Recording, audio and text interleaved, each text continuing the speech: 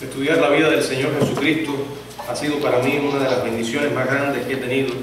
Y digo estudiarla de manera directa a través de las historias que aparecen en los evangelios, seguir allí su ministerio y las escenas tan impactantes de su muerte y resurrección. Y en esta mañana continuamos con esta serie sobre la vida de Jesús, específicamente cada uno de estos pasajes tan impactantes que nos hablan sobre su muerte. En esta hora vamos a hablar acerca de las imágenes de la muerte de Cristo. Oremos. Padre, gracias por la oportunidad de traer tu palabra en esta hora. En tus manos nos estamos poniendo y pedimos tu bendición sobre todo cuanto vamos a hacer. En el nombre de Jesús, amén. Bueno, las imágenes tienen una gran capacidad de transmitirnos mensajes.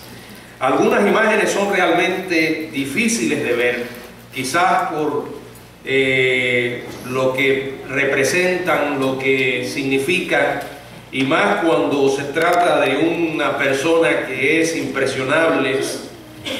Hay imágenes difíciles de ver. Hay otras que son demasiado importantes como para dejar de verlas. Una de ellas es realmente la horrible muerte de nuestro Señor Jesucristo. Ahorita cuando cantábamos ese hermoso himno, y digo por hermoso porque es un himno realmente hermoso, que nos presenta las imágenes de la muerte del Señor Jesucristo. Es una lástima que no lo conozcamos, pero es un himno que se debe conocer y se debe cantar por el mensaje tan cristocéntrico que tiene. Allí nos describe imágenes de la muerte de Cristo. ¿Viste tú cuando en la cruz murió? ¿Viste tú cuando en la cruz murió? Y después dice, hay veces que al pensarlo tiemblo. Y no solamente la muerte. ¿Viste tú cuando expiró allí? ¿Viste tú cuando expiró allí? Hay veces que al pensarlo tiemblo. ¿Viste tú cuando fue enterrado? ¿Viste tú cuando fue enterrado? Hay veces que al pensarlo tiemblo. ¿Viste tú cuando Él resucitó?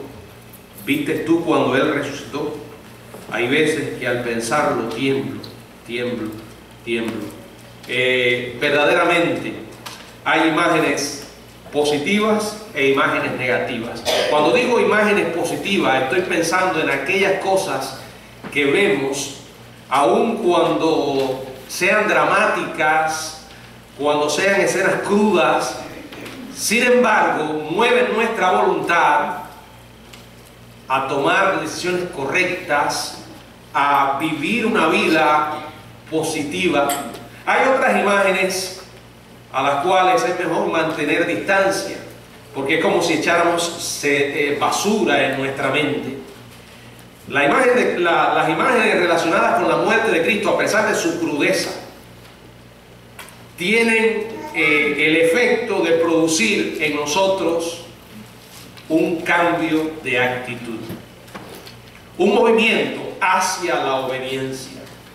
De hecho, esa es la base sobre la que descansa nuestra fe, lo que Jesús hizo por nosotros en la cruz. Y ciertamente son imágenes crudas, son imágenes impactantes, dramáticas. En realidad, de todos los métodos de ejecución, ya sean métodos antiguos o métodos modernos, ninguno realmente rivaliza con la práctica de la crucifixión en cuanto a términos de crueldad. Ningún método ha sido y es tan cruel como la crucifixión. La crucifixión combinaba 4 cualidades que los romanos apreciaban grandemente a la hora de ejecutar a alguien. Combinaba implacable agonía, una muerte dilatada, prolongada, espectáculo público y absoluta humillación. Ahora piense por un momento que esas 4 horribles experiencias las vivió nuestro Señor. Repito, una implacable agonía, una muerte prolongada, espectáculo público y absoluta humillación. Típicamente, ya lo dijimos en el sermón anterior, a la víctima se le flagelaba antes de la crucifixión. Si el verdugo quería que la víctima muriera rápido, entonces utilizaba un flagelo, un látigo, con aserrados trozos de huesos de oveja insertado en las correas para producir un mayor dolor, para producir rápidamente shock, para que la muerte ocurriera rápida. Una flagelación más ligera, con correas, solamente correas de cuero sencillas, podían resultar en que el individuo llegaba hasta una semana en la cruz. Imaginen eso, una semana en semejante agonía. Ahora, esto es el aspecto físico de la crucifixión que Jesús enfrentó. Las dimensiones espirituales de su sufrimiento son realmente inimaginables. Y por mucho que meditemos en lo que nos dice la Biblia, todavía nos quedamos cortos, considerando la profundidad de lo que significó la muerte de Cristo en la cruz por nosotros.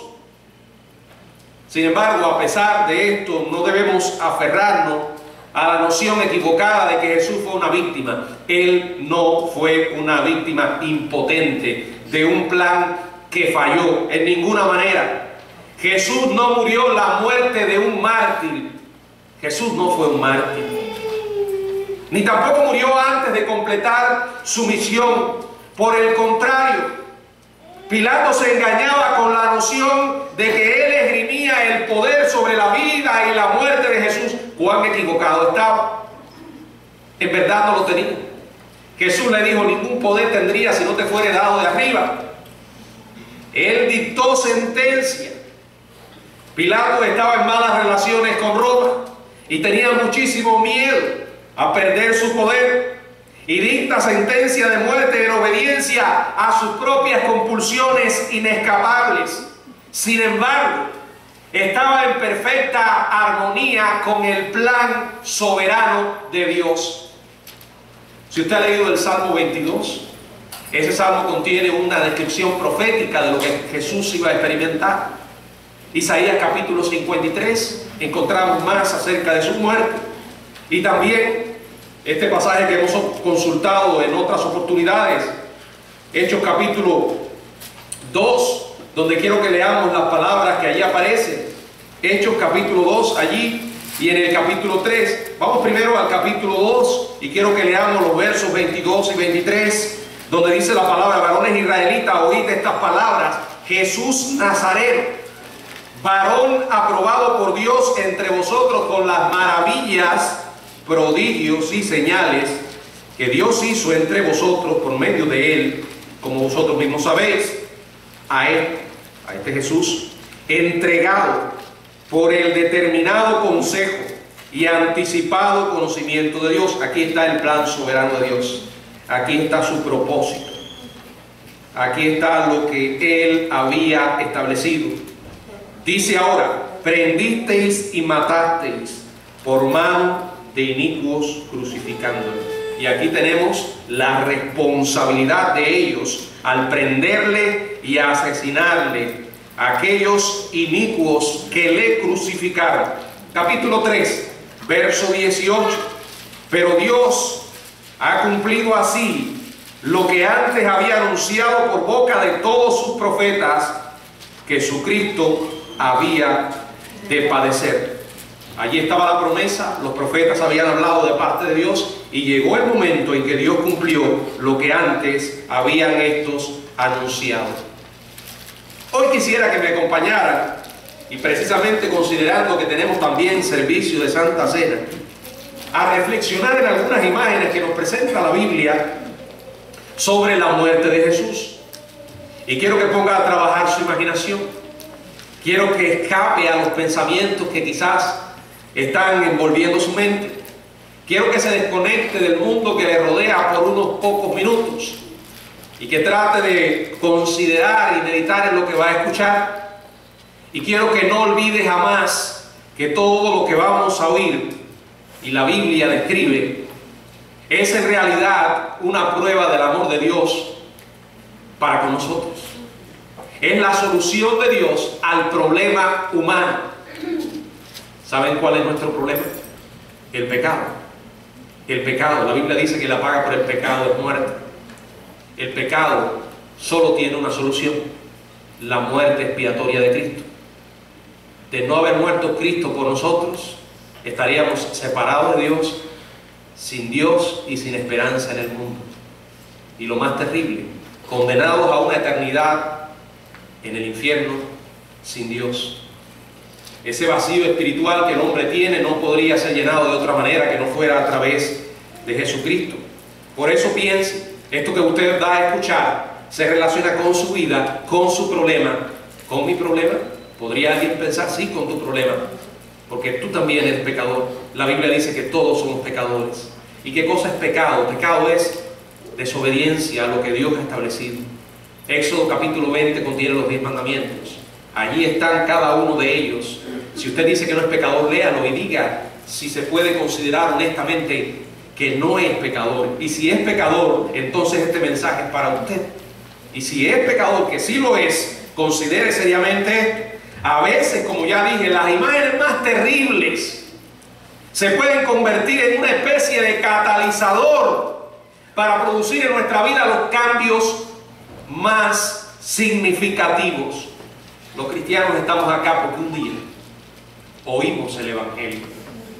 Alguien nos contó la historia de lo que Dios hizo en Jesús por nosotros. Creímos en ese mensaje y cambió nuestra vida. Evite el impulso a mirar en otra dirección. Cuando vemos imágenes desagradables, a veces miramos a otra parte. Y pensamos que al mirar a otra parte, las imágenes realmente no existieron, no se estaban produciendo. Usted puede mirar a otra parte, intentar evadir el mensaje de la cruz, pero eso no va a cambiar en manera alguna la realidad de lo que Dios hizo por usted. Eso no va a cambiar la gloriosa verdad de que Cristo murió en la cruz, murió por tus pecados, fue humillado por ti. Eso no va a cambiar. Eso no va a cambiar la verdad de que un día usted va a morir. Tendrá que partir de este mundo.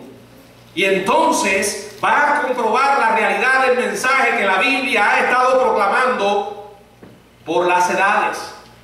El que para unos es locura, mientras para otros es poder de Dios para salvación. Sí, porque el Evangelio a veces es locura. Probablemente algunos de los que estén aquí estén pensando: este está loco. Lo que dice la Biblia es locura. Bueno, es locura para los que se pierden, pero para los que creen es poder de Dios. No cambiará en nada el que mires en otra dirección la historia que registra la Biblia. 3 palabras nos van a describir la muerte de Cristo. 3 palabras nos hablan de las imágenes de lo que Él experimentó. En primer lugar, entregado. En segundo lugar, levantado. Y en tercer lugar, sustituto. Entregado, levantado y sustituto. Acompáñenme y tomémonos algunos minutos para considerar cada una de estas palabras. En primer lugar, entregado. Ubiquémonos en el contexto de lo que consideramos en el mensaje anterior. Allí estaba en la fortaleza Antonia, en un calabozo, debajo de esa fortaleza, Barrabás. ¿Quién era Barrabás? Un homicida, un asesino, un hombre que estaba en la cárcel recibiendo las consecuencias de su pecado. No estaba en la cárcel por ser bueno. Pilato le aclaró el asunto a los líderes religiosos y sus lacayos. Ahí en el Evangelio de Juan, en el capítulo 19, verso 4. Entonces Pilato salió otra vez y les dijo: mirad, os lo traigo fuera, para que entendáis que ningún delito hallo en él. Ya Jesús había sido arrestado, ya Jesús había sido maltratado. Pilato reconocía que no había culpa en él, que no era una razón para crucificarle, para darle muerte, y se lo dijo a la multitud. Sin embargo, el populacho de nuevo pide la libertad de un homicida a cambio de la crucifixión. Verso 12, Juan 19, 12. Desde entonces procuraba Pilato soltarle, pero los judíos daban voces diciendo: si a este sueltas, no eres amigo del César. Todo el que se hace rey al César o a César se opone. Cuánto dolor sentimos al leer esto en la Biblia, porque es la historia humana en toda su expresión. El hombre mismo, como lo que es en esencia, un ser pecador, rebelde, que ama más las tinieblas que la luz. Un hombre que prefiere su propio camino al camino de Dios. Y déjeme decirle, no importa cuán ateo se considere usted o cuán incrédulo, en esta tierra nadie es realmente ateo. Usted siempre va a adorar a alguien o a algo, porque así es como funcionamos. Si no ama al Dios verdadero y cree en Él, usted amará a otro Dios. Puede ser que su Dios sea el dinero, o usted mismo, o cualquier otro ser humano. No sé, podríamos mencionar muchas cosas. Ahora, la realidad es que la historia humana vuelve a repetirse. El hombre sigue buscando más el pecado que la santidad, las tinieblas antes que la luz. En aquella vez, a un homicida, a un asesino, antes que al santo Hijo de Dios. Cuando le dicen esto a Pilato: si a este sueltas, no eres amigo del César, porque todo el que se hace rey a César se opone, le temblaron las piernas. Él no quería buscarse un problema con Roma. Él no quería perder su privilegio. Entonces, ¿qué hace? Se exonera simbólicamente de la culpa lavándose las manos. Y les pidió o les dio lo que ellos querían. Ustedes conocen la historia, el refrán que dice: me lavo las manos como Poncio Pilato. Eso viene de la Biblia. Aquí está, este hombre se lavó las manos. Se lavó las manos como diciendo: allá ustedes. Esta no es mi responsabilidad. Sí era su responsabilidad. Los juicios hechos a Jesús tuvieron un fin predecible, ya lo dijimos. Estaba condenado, sentenciado a muerte antes que comenzara. Llegaron a la conclusión que ya ellos habían decidido. Ahí en el verso 16 dice: así que entonces lo entregó a ellos para que fuese crucificado. Tomaron pues a Jesús y le llevaron. Si miramos un poco a la historia humana a lo largo de los siglos, vamos a encontrar que el hombre ha inventado centenares de métodos de ejecución. La mayoría de estos han sido diseñados para producir una muerte lo más lenta y dolorosa posible. Claro, los que inventan estas cosas nunca piensan que un día ellos pueden estar allí, ¿verdad? Es muy fácil ver los toros desde las barreras, pero la vida da tantas vueltas. Ninguno de los métodos que se han inventado es comparable con el método de la crucifixión. Tácito, el historiador, la llamó una muerte despreciable. Los griegos y los antiguos romanos tenían reservada la crucifixión para los rebeldes, los esclavos, los soldados desertores, los peores criminales, a quienes consideraban criaturas inferiores. Esa idea de dejar que una persona fuera colgada para ellos era horrible, aborrecible. Como ya dijimos, antes de que la persona fuera crucificada, sufría de una flagelación, era sometido a un castigo a latigazos, y el grado hasta el cual era flagelada determinaba cuánto tiempo estaría después viva en la cruz. Después que el verdugo terminaba su cruel tarea, desnudaban al prisionero, le obligaban, después de haber sido azotado, ya dijimos cómo eran estos azotes, cómo se desgarraba la piel de la espalda y los hombros, y a veces se podían ver hasta los órganos internos del castigado. Después que este proceso tan grotesco y terrible terminaba, desnudaban al prisionero, mayor humillación. Le obligaban además a cargar con el implemento de su muerte al lugar de la ejecución. Y para mayor humillación le ponían un letrero alrededor del cuello, el cual era una tosca tabla en la que estaba escrito el nombre del preso y la lista de sus delitos, para que todo el mundo leyera. Fulano se llama fulano y fue ladrón o violador o asesino, y todos se lo ponían ahí. Al final era puesta esa tabla en la cruz sobre la cabeza de la víctima, repito, para que todo el mundo conociera la razón por la que había sido colgado y muerto. Ahora, quiero que no obvie esto. Cuando hablamos de criminales, algunos podrían encontrar más razones para justificar semejantes prácticas. Cuando hablamos de personas responsables por hechos malvados, pero aquí estamos hablando de alguien que era completamente inocente.